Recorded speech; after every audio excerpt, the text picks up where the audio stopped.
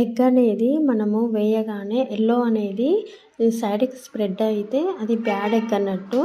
సైడ్కి స్ప్రెడ్ కాకుండా అలాగే ఉందనుకోండి గుడ్ ఎగ్ అన్నట్టు అండి. అది ఫ్రెష్ ఎగ్ అన్నట్టు. సైడ్కి స్ప్రెడ్ అయిందనుకోండి చాలా రోజుల నుంచి స్టోర్ చేసిన ఎగ్గు.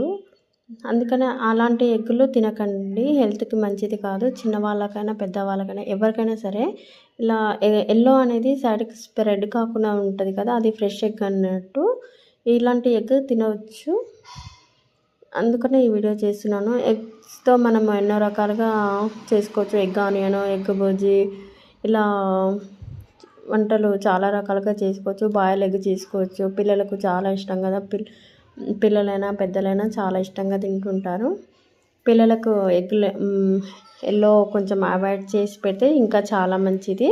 అలాగే బ్రెడ్ ఆమ్లెట్ అని వేస్తుంటారు కదా, బ్రెడ్ యూజ్ చేయకుండా బ్రెడ్ చపాతీ ఇలా చేసి పెడితే చాలా మంచిదండి పిల్లలకి.